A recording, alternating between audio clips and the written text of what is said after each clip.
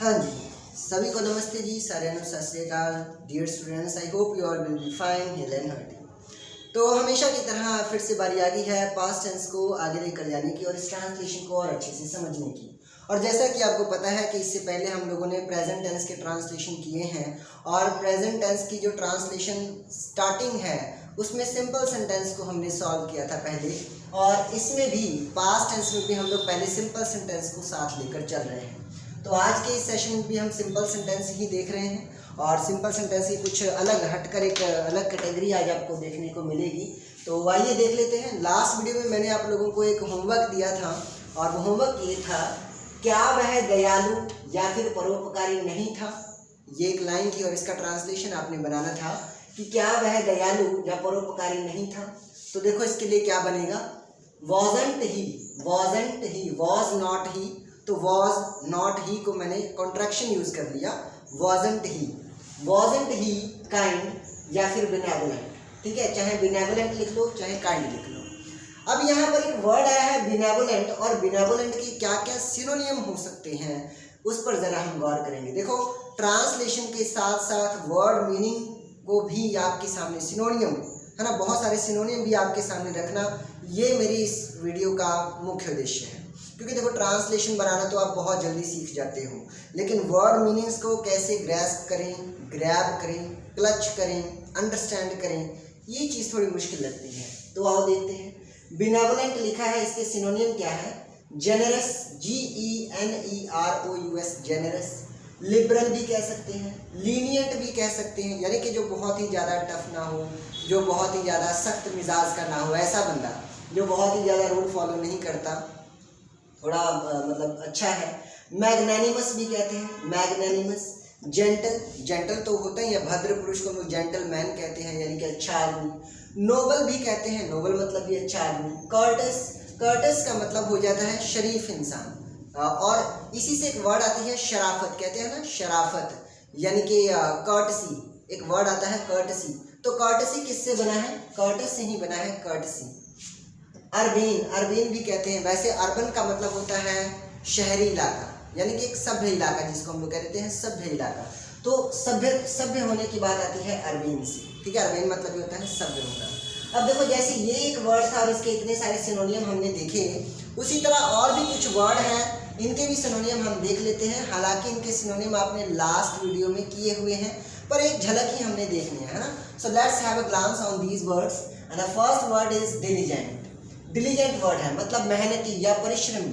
तो देखो, assiduous, hard working, industrious, laborious, sedulous, plodding, PLODDING, plodding. तो यहाँ तक ये इसके सिनोनियम हो गए। नेक्स्ट हमारा वर्ड क्या था, पुअर। नेक्स्ट हमारा वर्ड था, ये पुअर एक अलग से लिखा हुआ है, इसको रिमूव कर देते हैं। नेक्स्ट हमारा वर्ड था एफ्लुएंट। एफ्लुएंट का मतलब होता है अमीर, यानी कि रिच, धनी। तो देखो इसका क्या क्या आएगा सिनोनियम। एफ्लुएंट को रिच भी कहते हैं, वेल्दी भी कहते हैं, ऑप्युलेंट, OPULENT, ऑप्युलेंट भी कहते हैं, थ्राइविंग भी कहते हैं, और फिर प्रॉस्पेरस भी कहते हैं। थ्राइविंग और प्रॉस्पेरस बहुत बार पूछे जाते हैं। अब इसी तरह देख लो पुअर वर्ड की क्या, अब देखो एक तरह से आप एंटोनियम भी कर रहे हो। यहाँ पर लिखा हुआ है अमीर और यहाँ पर लिखा हुआ है गरीब का, यानी कि एंटोनियम सिनोनियम आपके सामने चल रहा है। ऐसे जाओगे तो सिनोनियम मिलेगा और ऐसे आ रहे हो तो एंटोनियम दिखता रहेगा। तो पुअर मतलब गरीब। पुअर को क्या कहते हैं, पेनीलेस, पेन्यूरियस भी कहते हैं, फॉर्च्यूनलेस, निडी, डिपेंडेंट और डेस्टिट्यूट। क्या है, डेस्टिट्यूट। ठीक है, तो डेस्टिट्यूट भी हम लोग कह सकते हैं। ये इतने सारे सिनोनियम इसके हो गए। तो ये सारे सिनोनियम कर लेने के बाद अब आज की वीडियो के जो ट्रांसलेशन है वो हम लोग देखेंगे। मैं इस हिंदी की पंजाबी आप लोगों को बता देता हूँ एक बार, ताकि जो पंजाबी वाले स्टूडेंट हैं वो भी इन चीज़ों को कर सके। मेरे पास गाड़ी थी, मेरे कोल गड्डी सी, उसके पास धन नहीं था, उसके कोल पैसा नहीं सी, या उसके कोल दौलत नहीं सी, धन नहीं सी। क्या तुम्हारे पास घड़ी थी, कि तुहाडे कोल घड़ी सी। आपके पास क्या नहीं था, तुहाडे कोल की नहीं सी, तुहाडे कोल की नहीं सी। तो तुहाडे लग जाता है आपके के लिए, पंजाबी में हम तुहाडे कह देते हैं। क्या उसके पास ज्ञान नहीं था, कि उसके कोल ज्ञान नहीं सी, नॉलेज नहीं सी। अब देखो, उसके पास क्या था, उसके कोल की सी, उसकी दो बहनें थीं, उस दियाँ दो भैणां सन। भैणां यानी कि बहनों की बात हो रही है। अब ये जो 7वें नंबर पर आया है उसकी दो बहनें थीं, ये आपका है होमवर्क, ये आपने एज अ होमवर्क बनाना है। बाकी सबका ट्रांसलेशन आप बनाना शुरू करें, वीडियो पॉज कर लें, तब तक मैं भी आप लोगों के लिए ट्रांसलेशन की व्यवस्था कर देता हूँ। हाँ जी, तो उम्मीद है कि अब तक आप लोगों ने अपना ट्रांसलेशन पूरा कर लिया होगा। और आइए अब मैच कर देते हैं कि कितना सही है कितना गलत है। तो देखो पहला सेंटेंस है, मेरे कोल गड्डी सी, मेरे पास गाड़ी थी, I had a car. Positive sentence है और बात पास्ट में है तो हमने हैड लगा दिया। पोजेशन का सेंस दे रहे हैं ना, पोजेशन सेंस के लिए हम लोग हैड लगाते हैं पास्ट में। तो आई हैड अ कार। अच्छा, हैड को देखो कोई दिक्कत नहीं है, सब्जेक्ट चाहे जो भी हो, ही, शी, इट, यू, वी, दे, कोई भी सब्जेक्ट रहे, यहाँ तो हैड ही लगना है क्योंकि इसमें तो और कोई इसका पार्टनर है नहीं। उसके पास धन नहीं था, उसदे कोल दौलत नहीं सी या पैसा नहीं सी। He does not have money. क्या ये सेंटेंस सही है? क्या इसमें कोई एरर है? हाँ बिल्कुल एरर है। क्या आपने वो एरर फाइंड आउट कर लिया है? कर लिया, बहुत अच्छी बात है। तो आइए मैं इसको ठीक कर देता हूँ। डज नहीं लगेगा क्योंकि डज जो है वो तो देखो प्रेजेंट में लगता है, लेकिन यहाँ तो बात पास्ट की हो रही है और नॉट से पहले जो वर्ब आती है वो हेल्पिंग वर्ब होती है जो कि समय के बारे में बताती है। तो समय के बारे में जो डज बता रहा है ये तो प्रेजेंट का समय बता रहा है, जबकि सेंटेंस तो पास्ट का है। तो यहाँ डज नहीं लगेगा, यहाँ क्या लगेगा? डिड लगेगा। तो यहाँ क्या होना चाहिए? DID, डिड लगेगा। ठीक है जी, डिड लगेगा। तो इसी तरह एरर भी आपने फाइंड आउट करते रहना है।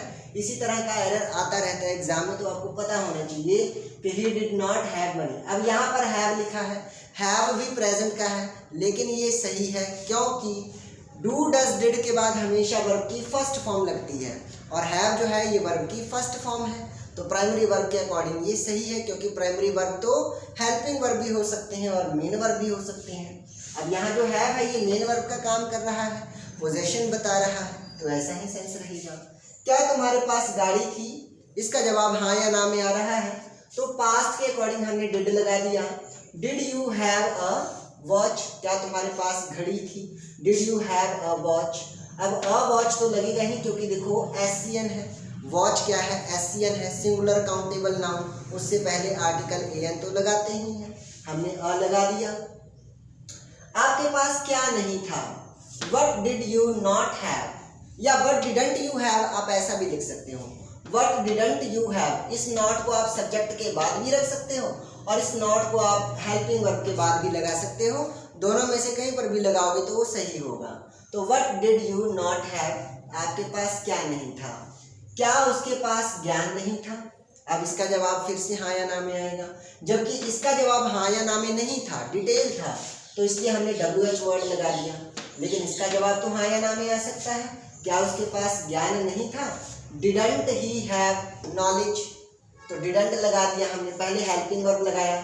डिड के साथ भी नॉट लगा सकते हैं, तो हमने डिडंट लिख दिया है ना, शॉर्ट फॉर्म यूज की है, कॉन्ट्रैक्शन यूज किया है। तो चाहे आप डिडंट लिख लो चाहे डिड नॉट लिख लो, दोनों ठीक है। डिडंट ही हैव नॉलेज, ठीक है। उसके बाद देख लेते हैं, उसके पास क्या था? उसके पास क्या था?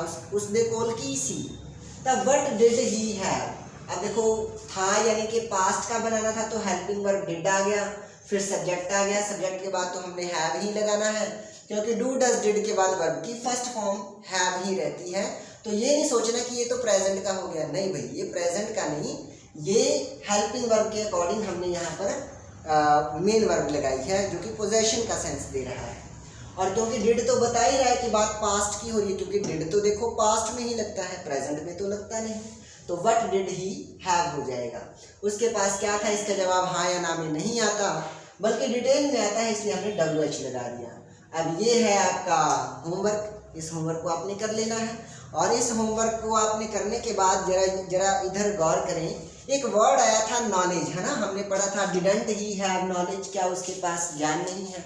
तो नॉलेज की क्या क्या सिनोनियम हो सकते हैं, आइए देखते हैं। नॉलेज को हम लोर भी कहते हैं, LORE लोर। एक तो पाउण वाली लोड़ होंगी है, पाउण वाली ਜਿਹੜੇ ਪੈਂਟ ਪਾਉਂਦੇ हैं ना, वो एक तरह की लोर होंगी है, ये है नॉलेज वाली लोर, ठीक है। लर्निंग, लर्निंग मतलब भी नॉलेज होता है।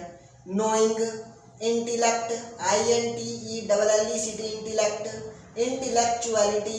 देखो इंटेलेक्ट से ही बना है इंटेलेक्चुअलिटी। इंटेलेक्चुअलिटी का मतलब तर्क क्षमता भी होती है, भी किसी बात को तर्क करके सीखना है ना। भी आपा ओदा रीजनिंग लभी है, ओदा लॉजिक लभी है, ओदा रीजनिंग लभी है। तो रीजनिंग या लॉजिक दे सेंस अकॉर्डिंग भी आप इंटेलेक्चुअलिटी कह देंगे हैं। नोइंग मतलब जानना, शायद नोइंग दो बार हो गया। और फिर एक वर्ड है कंप्रीहेंशन, ये तो आपके एग्जाम में भी आता होगा कंप्रीहेंशन। तो वैसे कंप्रीहेंशन का मतलब होता है किसी चीज़ का आसान हो जाना, समझने में इजीली अंडरस्टैंड हो जाना, ठीक है। तो उसे भी हम लोग कंप्रीहेंशन कह देते हैं। तो उम्मीद है कि आपको ये सारी नॉलेज अच्छे से समझ में आई होगी। मैं साइड हो जाता हूँ, अगर आप स्क्रीनशॉट लेना चाहें तो स्क्रीनशॉट ले सकते हैं। आई होप कि अब तक आपने स्क्रीनशॉट ले लिया होगा। तो अगर यही मेरे छोटे छोटे प्रयास आपको पसंद आ रहे हों, जिसमें आप ट्रांसलेशन के साथ साथ इतने सारे वोकैब भी सीखते हो, तो अगर ये सारी चीज़ें आप अच्छे से कर पा रहे हो और ग्रैस्प कर पा रहे हो, तो आपने क्या करना है, सबसे पहले चैनल को सब्सक्राइब कर लेना है। और अगर वीडियो अच्छी लगी हो तो इसके बाद क्या करना है मैं क्या ही बताऊँ, आपको तो पता ही है। चलो, जय हिंद, जय भारत, जय आर्यावर्त।